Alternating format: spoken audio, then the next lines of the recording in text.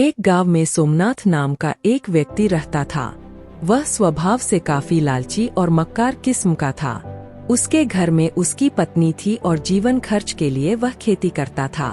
वह अपनी फसलों को हमेशा ऊंचे दामों पर बेचता था, जिससे उन्हें काफी मुनाफा होता था।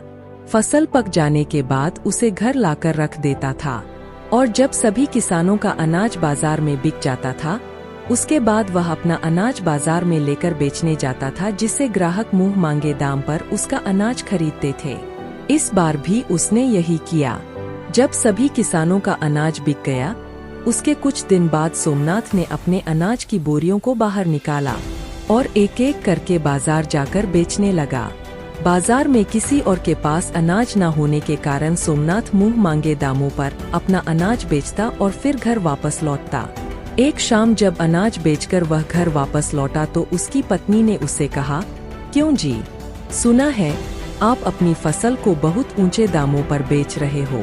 इससे खरीदने वाले को काफी नुकसान होता होगा ना? क्या बकवास कर रही हो? फसलें होती ही इसलिए है। अगर किसान अपना फायदा नहीं सोचेगा तो भूखा मर जाएगा। लेकिन इतने ऊंचे दामों पर फसल खरीदने वाले को कितना नुकसान होता होगा? आखिर वह भी मेहनत की कमाई है। तुम बाकी किसानों की तरह सही समय पर फसल को क्यों नहीं बेचते? अरे जाओ, वैसे भी मैं आज थक गया हूँ और तुम मुझे ज्ञान देने लगी हो। यह नहीं सोचा पति काम से लौटा है तो उसकी सेवा करें। मुझे बहुत तेज भूख लगी है, जाकर खाना लगाओ। हाँ ठीक है, वैसे भी तुम मेरी सुनो के कहाँ। हे भगवान, मुझे कैसी पत्नी दी है तूने? पति का साथ देने के बजाय मुझे ही ज्ञान देने बैठ जाती है। कुछ दिनों ऐसे ही चलता रहता है और सोमनाथ अपनी फसल से काफी अच्छा दाम कमा लेता है। सोमनाथ के घर के पास ही एक बूढ़ी औरत रहती थी। उसका एक बेटा था जो बाहर विदेश में नौकरी कर रहा था, इसलिए घर पर वह केवल अकेली ही थी। जीवन का गुजारा करने के लिए अपने ही खेत में बीज बोती, फसल की देखभाल करती और पक जाने पर उसे काटकर बाजार बेचने चली जाती। एक दिन बुढ़िया अनाज की बोरियां भर रही थी ताकि वह उन्हें बाजार जाकर बेच सके। लेकिन तभी सोमनाथ की नजर बुढ़िया के अनाज पर पड़ती है और वह सोचता है कि अगर मैं इस बुढ़िया को पटा लूं तो इसके अनाज से भी मैं बहुत सारा धन कमा पाऊंगा। कुछ देर बाद वह अपने कदम बूढ़ी औरत की तरफ बढ़ाता है। नमस्कार दादी जी। नमस्कार बेटा, तुम कौन? दादी जी, मैं सोमनाथ, आपके पड़ोस में ही रहता हूँ। अच्छा। दादी जी, आपका एक बेटा भी तो था, वह कहाँ है? अरे, बेटे को काम से फुर्सत हो तब ना। कोई बात नहीं दादी जी, मैं भी आपके बेटे जैसा ही हूँ। आप इस उम्र में इतनी मेहनत मत किया करो वरना तबीयत खराब हो जाएगी। क्या करूं बेटा, पेट पालने के लिए कुछ ना कुछ तो करना ही होगा। एक काम करिए दादी, आप इस अनाज को अपने घर पर रखिए, एक एक बोरी करके इसे बाजार जाकर बेच आऊंगा और बदले में जो धन मिलेगा वह मैं आपको दे दूंगा। नहीं बेटा, तुम इतना परेशान क्यों हो रहे हो? नहीं दादी जी, परेशानी की कोई बात नहीं है। वैसे भी मैं अपना अनाज भी बाजार जाकर बेचता हूँ तो साथ में तुम्हारा भी ले जाऊंगा। अच्छा ठीक है, भगवान तुम्हारा भला करे।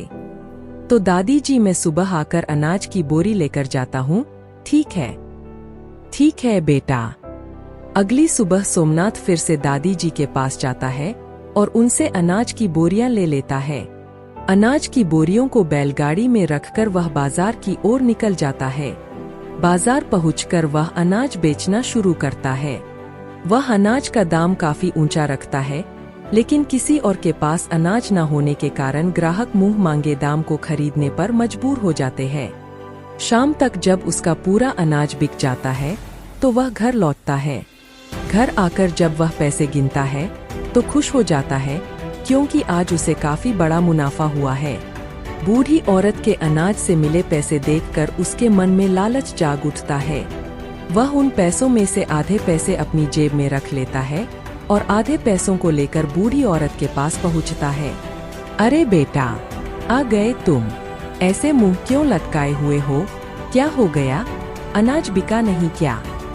नहीं, नहीं दादी जी, अनाज तो बिका है, लेकिन मेरी उदासी का कारण कुछ और है। मैंने बहुत कोशिश की अनाज को अच्छे दामों में बेचने की, लेकिन ग्राहकों को दाम काफी ज्यादा लग रहा था, इसलिए उन्होंने बहुत ही कम दाम पर मेरा अनाज खरीदा है। यह रहे कुछ पैसे। बुढ़िया जल्दी से उन पैसों को गिनती है और कहती है, बेटा, यह तो बहुत कम है। मैं जब भी अनाज बेचने जाती थी तो मेरे साथ कभी भी ऐसा नहीं हुआ। वही तो दादी जी, मैंने बहुत कोशिश की आपके अनाज को अच्छे दामों में बेचने की, लेकिन ग्राहक सहमत नहीं हुए, इस वजह से अनाज के दाम को कम करना पड़ा। अरे बेटा, उदास होने की कोई जरूरत नहीं है, तुमने तो अपनी तरफ से पूरी मेहनत की। कुछ देर बाद सोमनाथ वहां से जाने लगता है, लेकिन बुढ़िया उसे रोकती हुई कहती है, बेटा, तुमने अनाज बेचने में काफी मेहनत की है, यह लो कुछ पैसे हैं, रख लो। नहीं, नहीं दादी जी, मैं कैसे ले सकता हूँ, और वैसे भी आपके अनाज के दाम अच्छे नहीं मिले हैं, आप ही रखो उन पैसों को। लेकिन बुढ़िया किसी तरह उन पैसों को सोमनाथ की जेब में रख देती है। सोमनाथ घर के लिए रवाना हो जाता है। घर पहुंचकर वह उन सभी पैसों को इकट्ठा करता है और देखकर खुश होता है और कहता है, वाह रे सोमनाथ, आज तो आम के आम और गुठलियों के दाम हो गए। अगर ऐसे ही चलता रहा तो मैं बहुत जल्द काफी धन कमा लूंगा। कुछ दिनों तक ऐसे ही चलता रहता है और सोमनाथ उस बूढ़ी औरत को उसके अनाज के बदले में बहुत ही कम पैसे देता है। एक दिन सोमनाथ बुढ़िया का अनाज लेकर बाजार जाता है। उसके पास ग्राहक आने लगते हैं। बगल में लखनचंद भी अपना अनाज बेच रहा था। उसने देखा कि सोमनाथ के पास काफी अनाज है। वह देखकर सोचने लगता है कि सोमनाथ के पास इतना अनाज तो कभी था ही नहीं, फिर यह अनाज किसका है?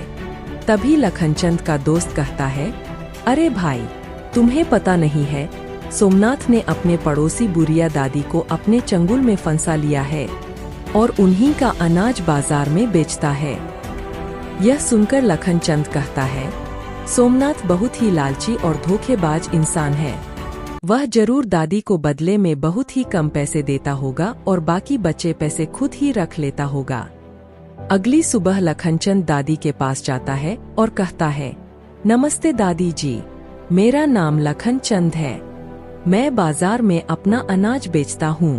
वह बात कहते कहते सोमनाथ के बारे में बात करने लगता है और कहता है, दादी जी, आपके अनाज के तो बहुत अच्छे पैसे मिलते होंगे ना आपको?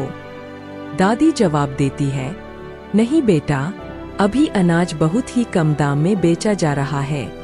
सोमनाथ हर रोज अनाज की बोरियां लेकर जाता है और उदास चेहरा लेकर वापस आता है। यह सुनकर लखनचंद कहता है, नहीं दादी जी, बाजार में तो आपका अनाज काफी अच्छे दाम में बेचा जा रहा है, मैंने खुद अपनी आंखों से देखा है। कहीं ऐसा तो नहीं है कि सोमनाथ आपको इसके बदले में कम पैसे देता हो और बाकी पैसे खुद ही रख लेता हो? यह कहकर लखनचंद चला जाता है और कुछ देर बाद सोमनाथ दादी के पास आता है। लो दादी, खूब कोशिश करने के बाद बस इतने ही पैसे मिले हैं। क्या हुआ बेटा, क्या आज भी अनाज अच्छे दामों में नहीं बिका? कहाँ दादी, बहुत प्रयास किया लेकिन कुछ ठीक नहीं हुआ। लेकिन बेटा, लखनचंद मेरे पास आया था, वह कह रहा था कि आज तो अनाज काफी अच्छे दामों में बेचा है। नहीं, नहीं दादी, लखनचंद झूठ बोल रहा है। बेटा, मैंने तुझे अपने बेटे जैसा माना था और तूने मुझे ही धोखा दे दिया। यह पैसे यही रख दे और दोबारा मुझे अपनी शक्ल मत दिखाना। और हाँ, याद रखना, जिस पैसे की वजह से तुमने मुझे धोखा दिया है, एक दिन तेरे पास बहुत सारा पैसा होगा, लेकिन वह किसी भी काम का नहीं होगा, याद रखना। सोमनाथ बुढ़िया के घर से बाहर निकलकर कहता है, यह लखनचंद भी ना, इसे मैं बाद में देख लूंगा, बना बनाया काम बिगाड़ दिया। अच्छा भला आसानी से पैसे कमा रहा था। कुछ दिनों बाद सोमनाथ काफी अमीर हो जाता है। उसके पास घर, गाड़ी और ढेर सारा पैसा आ जाता है। लेकिन तभी सोमनाथ बहुत बीमार पड़ जाता है। वह अपनी पत्नी से कहता है, सुनो, हमारे पास बहुत पैसा है, एक अच्छे से डॉक्टर को बुलाओ जिससे मैं जल्दी से जल्दी ठीक हो जाऊं। पत्नी डॉक्टर को बुलाती है, लेकिन डॉक्टर उसे पूरी तरह से ठीक नहीं कर पाता है।